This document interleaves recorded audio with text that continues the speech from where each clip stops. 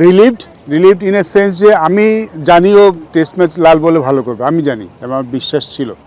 আমি ওর খেলার আগে দেখেছি, খেলার ধরনটা আমি জানি, আমি 100% কনফিডেন্স ছিলাম ও লাল বলেও ভালো করবে। রিলিভড এই জন্য বলছি যে ও যদি ভালো না করতো তাহলে ওকে নিয়ে অনেক কথা হতো, আমি সেই কথা শুনতে কোনো সমস্যা নেই, বাট এটা ওর ব্যাটিংয়ে ইফেক্ট করতো, সেটা আসলে সেটা ভালো হতো না। আমাদের কালচারটা সেরকমই আর কি, আমরা যখন কেউ আসে আমরা সময় দিতে চাই না, আর প্লেয়ার দেখলে বোঝা যায় কি কোন ফর্মেটে ভালো করবে, বাট ইটস ডাজন্ট মিন যে যখন আমরা কাউকে ট্রাই করি, চেষ্টা করি, সে যদি 2টা ইনিংস ভালো না করে তখন আমরা আবার বলি যে এটা এই ফর্মেটের জন্য, এটা আসলে আমাদের জন্য না, প্লেয়ারটাকে বেশি ইফেক্ট করে। সো আমি রিলিভড ইন এ সেন্স যে ও রান করেছে, নাও ওর জন্য ভালো হবে, মানে he can play his own game.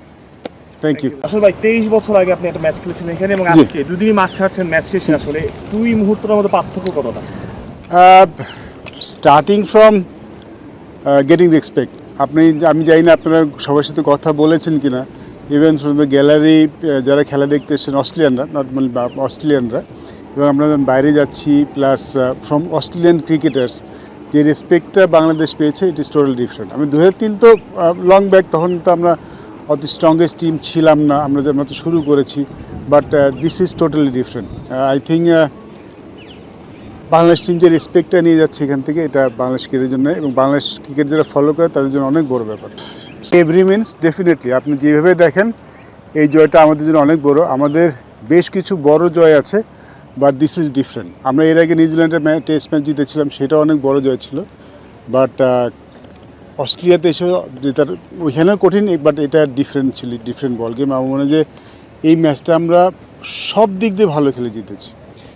We batted well, we fielded well, we bowled well, এবং টেস্ট ম্যাচটা এমন ছিল যেখানে সবাইকে সাহায্য করেছে, এখানে ব্যাটসম্যান রান করেছে, স্পিনাররা উইকেট পেয়েছে, ফাস্ট বোলাররা উইকেট পেয়েছে, সব মিলিয়ে বলবো যে বাংলাদেশ আনবিলিভেবল, খুব ভালো খেলেছে।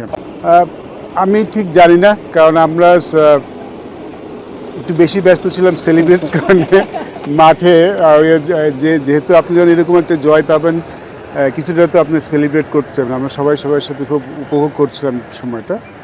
বোর্ড কী করে সেটা বোর্ডের ব্যাপার, বোর্ড হয়তো পরে কিছু করবেই করবে না, বাট এরকম জয়ের পরে আসলে আপনার কিছু লাগে না।